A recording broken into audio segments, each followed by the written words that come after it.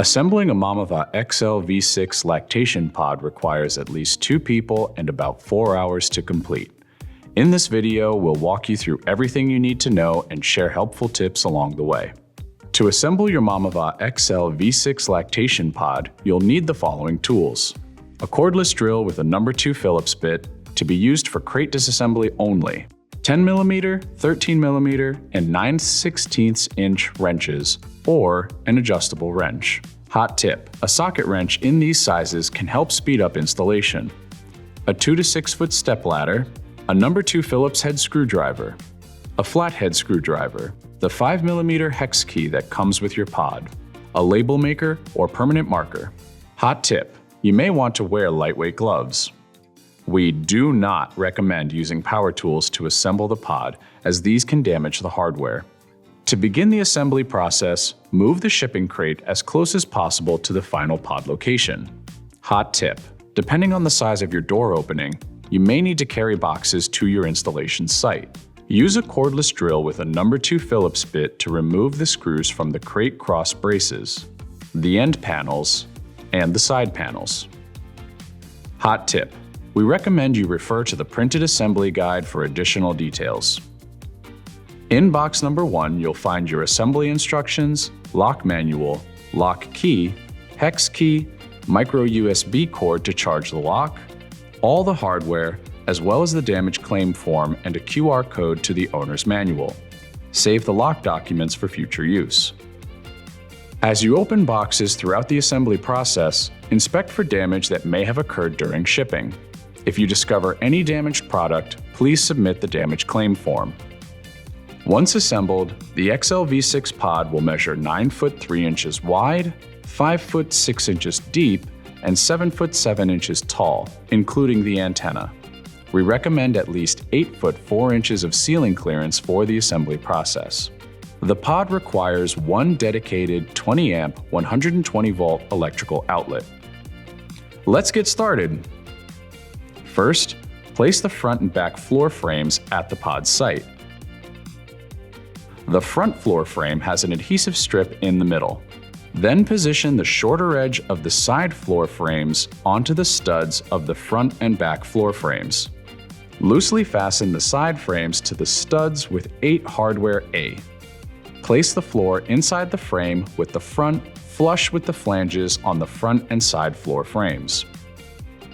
Once aligned, lift up the front edge of the floor, remove the protective film from the frame, and press down firmly so the floor sticks to the adhesive strip.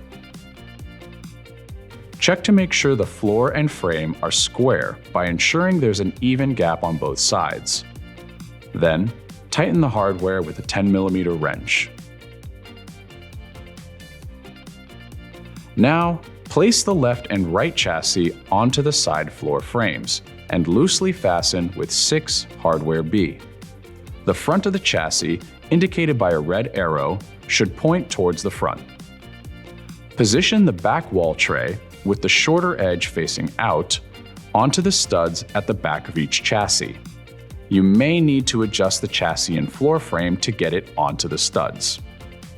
Use a 10mm wrench to secure the back wall tray to the chassis with 4 hardware A. Use the hex key and a 13mm wrench to fasten 2 seat bases together with 4 hardware C and 4 hardware D. Place the seat bases into a chassis. Repeat for the other seat bases.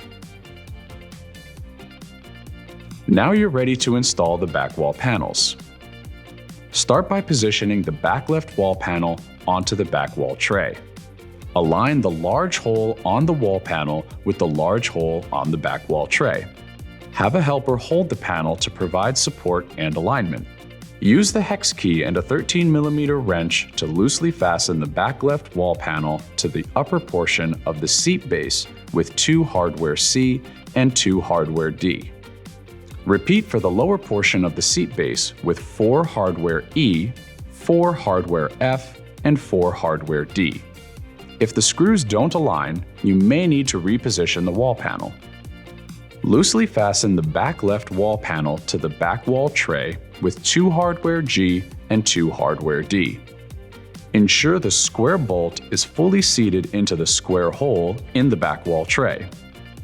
Using a ladder, place the back wall cap on top of the back left wall panel. Do not stand on the chassis. Have a helper hold one end of the wall cap while you align the holes of the cap with the holes on the inside of the wall panel. Loosely fasten the back wall cap to the top of the back left wall panel with 2 hardware H. Next, position the back center wall panel between the back wall cap and back wall tray. Have a helper hold the panel to provide support and alignment. Loosely fasten the back wall cap to the back center wall panel with 2 hardware H. Loosely fasten the back center wall panel to the back wall tray with 4 hardware G and 4 hardware D. Ensure the square bolt is fully seated into the square hole in the back wall tray. Next, place the back right wall panel into the back wall tray at an angle and then slide it until it's flush against the back center wall panel. Have a helper hold the panel to provide support and alignment. Loosely fasten the back wall cap to the back right wall panel with 2 hardware H. Have a helper push on the side of the back right wall panel to support alignment. Loosely fasten the back right wall panel to the back wall tray with 2 hardware G and 2 hardware D. Ensure the square bolt is fully seated into the square hole in the back wall tray. Loosely fasten the back right wall panel to the upper portion of the seat base with 2 hardware C and 2 hardware D. Repeat for the lower portion of the seat base with 4 hardware E, 4 hardware F, and 4 hardware D. If the screws don't align, you may need to reposition the wall panel. Finally, tighten all hardware in this section. Position the front right wall panel near the front right seat base and insert the wire through the cutout in the seat base. First, align the edge of the front right wall panel with the floor frame flange. Then lower the wall panel onto the flange. Have a helper hold the panel to provide support. Loosely fasten the wall panel to the seat base with 6 hardware C. Repeat for the front left wall panel. Next, have a helper hold the door header. Then, thread the electrical wires from both wall panels through the holes on the far ends of the door header. Loosely fasten the door header to the front wall panels with 4 hardware H. Have a helper push on the side of the front wall panels to help align the holes. Now tighten all hardware in this section.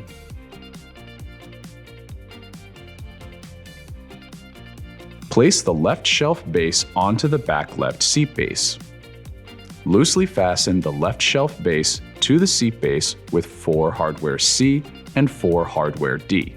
Place the bench top onto the front left seat base at an angle, starting at the shelf base until it sits flush.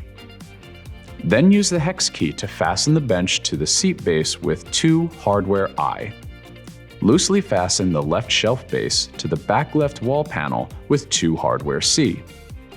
Place the bench backrest on the bench and loosely fasten it to the left shelf base with 2 hardware C. Then loosely fasten the backrest to the front left wall panel with 2 hardware C. Install the bench backrest top by aligning the black clips and pushing down to snap into place. Remove the zip tie from the power cord in the left shelf. Thread the whole length of the cord through the shelf base and out the hole in the back left corner. Install the left shelf top by lining up the black clips and pushing down until it snaps into place. Next, place the right shelf base onto the seat base against the back right wall panel.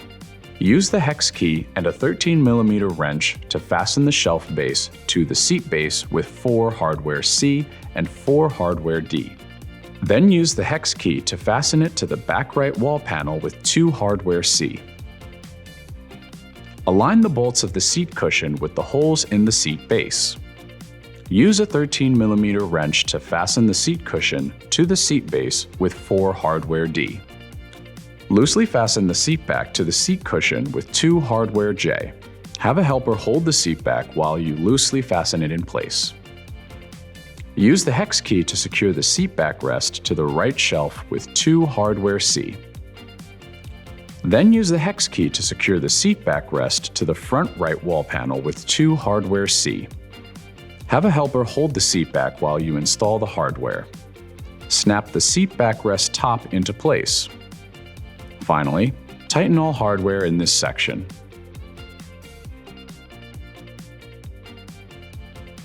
First up, loosely thread 2 hardware H into the top 2 holes inside the left door header.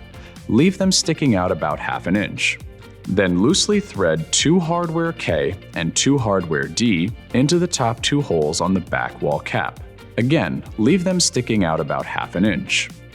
Then take the left roof tray and slide the top 2 slots of each end over the 4 screws. Have a helper stabilize the opposite end of the roof tray as you guide it over the 2 screws. Then tighten hardware using the hex key and a 13mm wrench. On the front wall side, insert 2 hardware H into the remaining lower holes and fasten with the hex key. On the back wall side, insert 2 hardware K and 2 hardware D into the remaining holes. Then fasten with the hex key and a 13mm wrench. Repeat for the right roof tray. Next, take the right light bar, with the light strip facing out, and thread the wire from the front wall panel through the large hole in the light bar.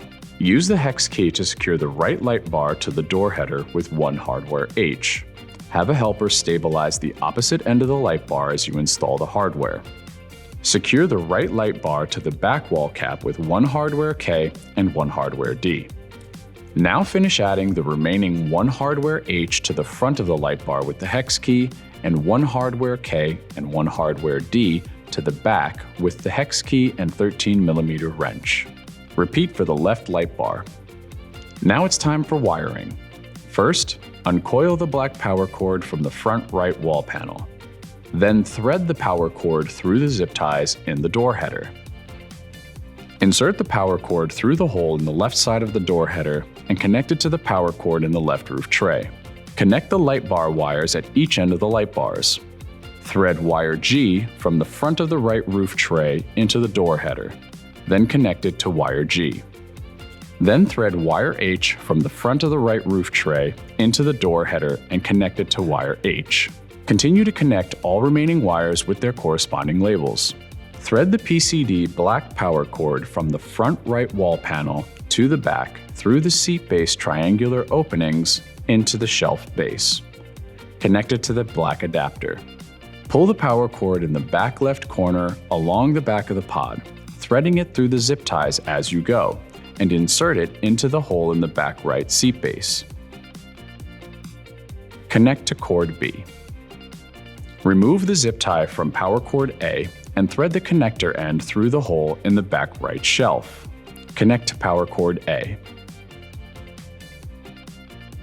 Install the right shelf top by lining up the black clips and pushing down until it snaps into place. Hot tip: apply masking tape to the top edges of the graphics panel channels on both sides of the pod to prevent scratching. Place a ladder inside the pod. Have a helper lift one of the graphics panels to you over the pod. Then feed the edges into the slots on the graphics panel channels. Have your helper pull gently on the panel to guide it to the bottom. Repeat on the other side. Then install the graphics cap over the top edge of each graphics panel. Insert the exterior GFCI power plug into the wall outlet and press the reset button. Perform the following tests to ensure the pod electronics are working. Step inside to activate the motion sensor and make sure the lights and fans turn on. Test the light switch. Check that all outlets, standard and USB port, work. Tuck all wires back into the door header and pull the zip ties tight. Next, insert the door header cover into place. Use the hex key to secure 2 hardware L on the bottom of the cover. Push 2 hardware M down into the top of the header cover. Install the door at a 90-degree angle by sliding it onto the door hinges. It's helpful for one person to align the bottom hinges and another to align the top. Test the keypad access. Also make sure that the deadbolt engages. Use a Phillips head screwdriver to attach the upper door closer arm to the door closer body. Then secure the bottom arm on the door to the top arm. You can adjust the length by spinning the bottom arm. Be sure to tighten the nut when you're done. Place the perforated roof panels, rivet heads facing down, between the roof trays. The wide panel goes in the center and the narrow panels go on the sides. Finally, peel the backing from the 4 sticky tabs on the ends of the 2 wire covers. Then position the wire covers on the back wall panels to cover the hardware and press against the panels to secure. If your pod is where you want it, great! If you need to move it, you first have to engage the caster wheels. To do this, raise the leveling feet by turning them counterclockwise with a 9/16 inch wrench. Once the pod is in its final location, lower the leveling feet to the ground by turning them clockwise with a 9/16 inch wrench. We recommend rotating another full revolution to support the pod's weight. It's a good idea to open and close the door a few times to check for proper alignment. There should be an even gap along the latch side of the door. If there is a larger gap at the bottom, adjust the front right leveling foot. If the door rubs against the bottom of the door frame, raise the front left leveling foot. Hot tip: the bolts on the leveling feet can be adjusted up or down as needed, as long as when you're done, the casters are not touching the floor. Continue adjustments as needed until the door gaps are equal, the door shuts properly, and the deadbolt engages without any friction. Make sure the door latches but doesn't slam. Hot tip: if you need to adjust the closing speed, use a flathead screwdriver on the end of the closer body. Now it's time for the beauty panels. Install the left side beauty panel at an angle. Align the black clips of the beauty panel with the black clips on the seat bases, then push gently until the clips snap into place. Repeat on the right side. Then, gently wipe down the walls, interior surfaces, and mirror to remove any dust or debris. As a final step, use a label maker or permanent marker to fill out the interior maintenance decal with contact information, should parents encounter any issues. Congrats! You've now successfully installed your Mamava XL V6 lactation pod. For more information on your new pod and supporting breastfeeding parents, visit Mamava's Help Center.